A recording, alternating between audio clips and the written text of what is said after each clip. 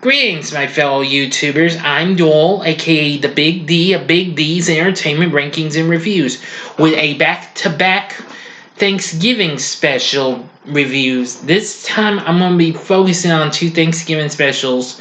First off, I'm going to do a very popular one, and that's a Charlie Brown Thanksgiving from 1973, and a special which was originally shown on CBS, but now, of course, ABC's showing it. Is probably one of my absolute favorites. It's probably my second favorite behind the Charlie Brown Christmas, which look for a review of that next month, because I'm going to be celebrating its 55th. I started to say 60th. 55th anniversary early. So it's not until next year, so I thought I'd get it off my chest. Anyway. I absolutely love the special. I do enjoy the intro where Lucy's challenging Charlie Brown to kick that football again, and of course he takes it away once he goes for it. And, well, once the title card's been shown, we could see Charlie Brown check out the mailbox, and his sister Sally's wondering what he's waiting for in the mailbox. What were you expecting? A turkey card? Oh, boy. It's like... And she explains she has to do something.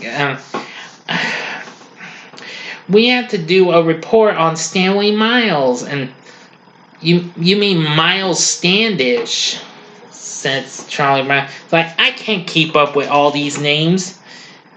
But, and though we don't see Lucy throughout the whole series, her brother Linus appears, so what's going on here? And Charlie Brown's like, we've got another holiday to worry about. It appears Thanksgiving Day is upon us.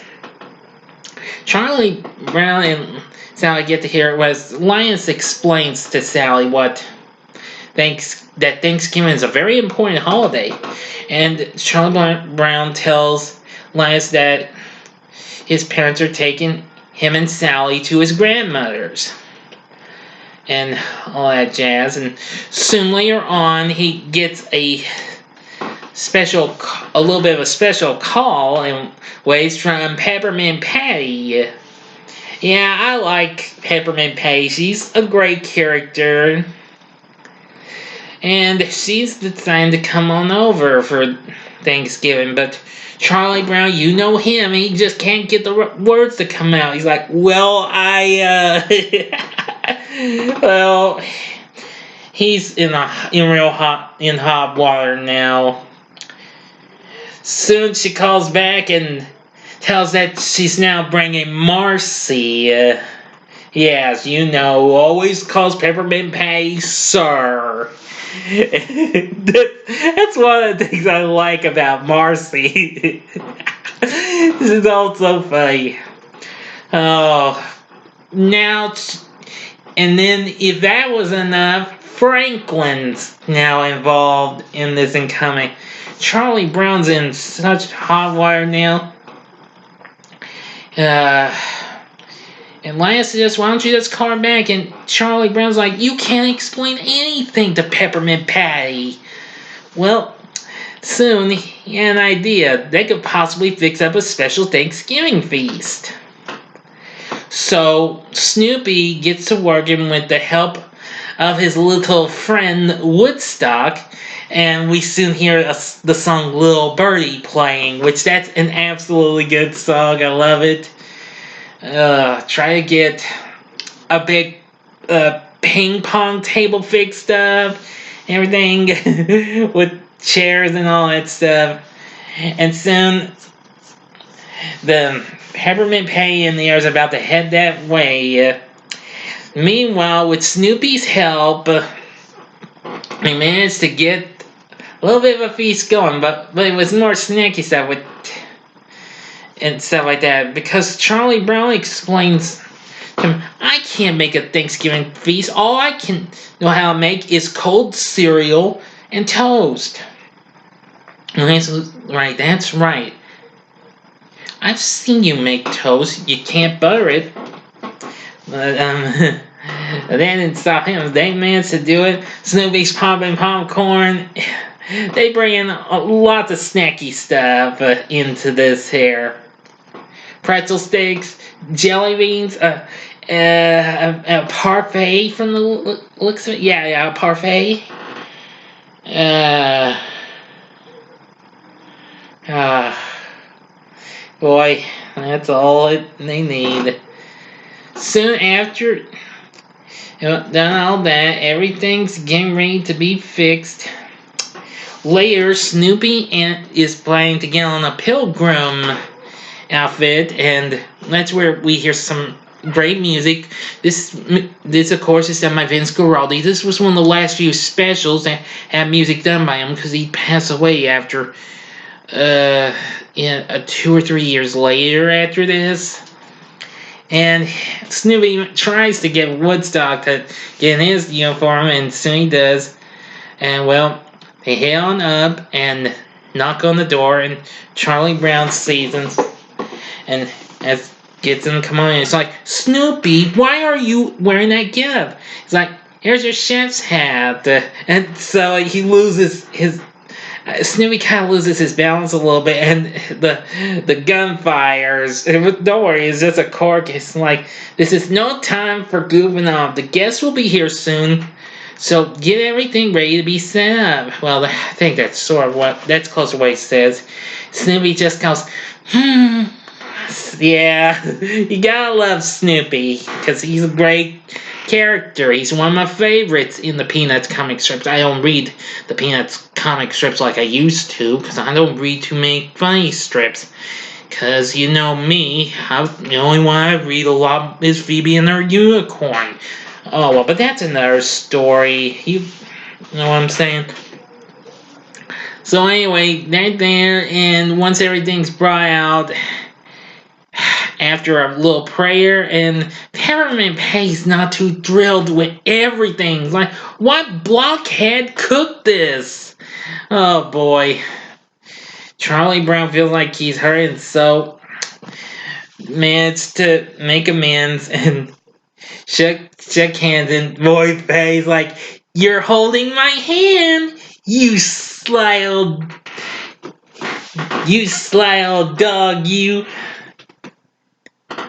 Oh boy, that's all he needs. Old Charlie Brown is a real good compliment from her.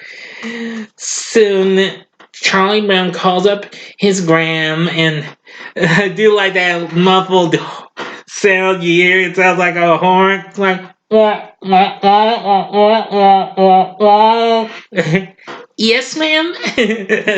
Yeah, something like that. That's kind of like what I hear in several other Peanut specials and the Charlie Brown and Snoopy show starring morning cartoon. Oh, I'm sorry.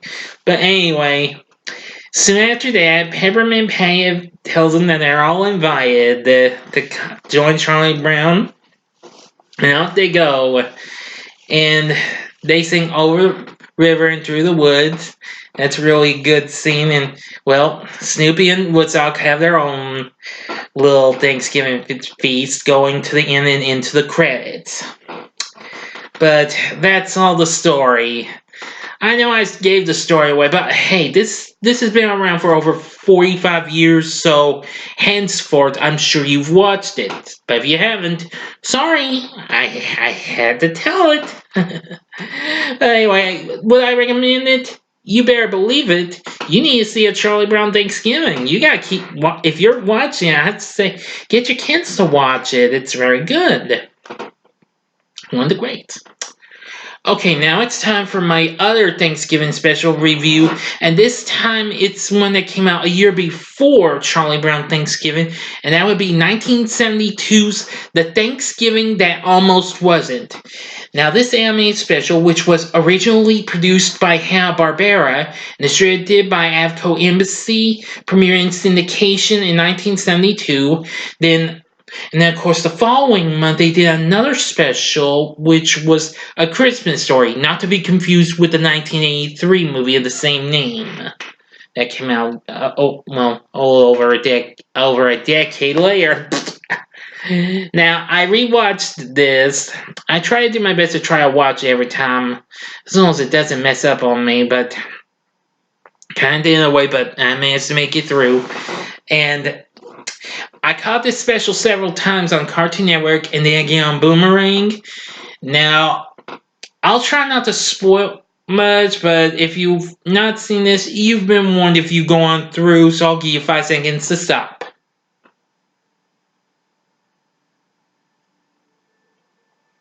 Alright then, let's begin the review of the Thanksgiving That Almost Wasn't. Now this starts out when we see two youngsters having fun in the, well, in the cool weather in autumn. And they're called into their home. Where you see a big staff food for Thanksgiving, and soon they gave grace and everything.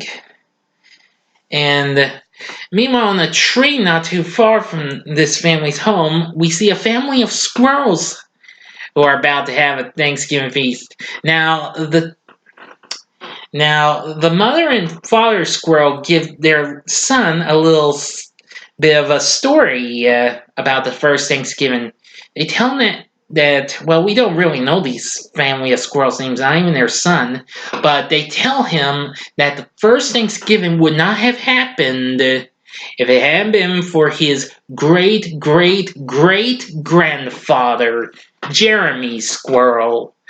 Yeah, who I think is a great character in this little story, as a pilgrim boy named Johnny Cook and a Indian boy named Little Bear kind of don't get along with each other until Jeremy manages to get in, and soon they manage to, become friends, and Jeremy would also be a friend to them as well. But soon they get lost, and the Pilgrims and the Indians are about to have the first Thanksgiving Day feast, but unfortunately, without those two kids, they get into a bit of a predicament, and, they try and make it way back to the settlement in some ways, but they fail to. But Jeremy manages to get them to stay there and try not to get into much trouble, but they do get into a bit of a situation with a wolf, though, later on.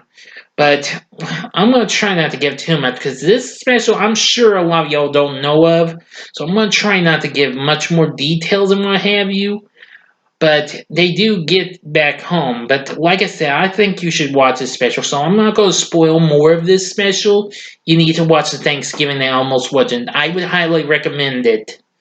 I do know it is on DVD, but unfortunately it's with the 1979 Casper the Friendly Ghost Halloween special that Hanna-Barbera did at the time when they were doing the Casper and the Angels cartoon series that's in that same year in 79, which that's easily a very underrated tune in my book. But anyway, I think the Thanksgiving That Almost Wasn't is really good. The characters are absolutely good, and I do love the story, everything. Hanna-Barbera is definitely good at doing some good stories, especially for holidays. Not just featuring their cartoon characters like the Flintstones or Scooby-Doo or heck, even the Jetsons, even though they didn't have a Christmas special until they went to syndication in the 80s. Oh well. Even so, the Thanksgiving That Almost Wasn't is another Thanksgiving special I'd highly recommend. You'll definitely love it. I'm sure you won't be disappointed. It also has some good songs as well. So, that's about it for this here double Thanksgiving special review. Let me know what you thought about Charlie Brown Thanksgiving and the Thanksgiving That Almost Wasn't, or if you've seen only one of them, let me know what you thought about one or both of these specials in the comments section. Like and subscribe to my channel and be a part of the Big D Nation.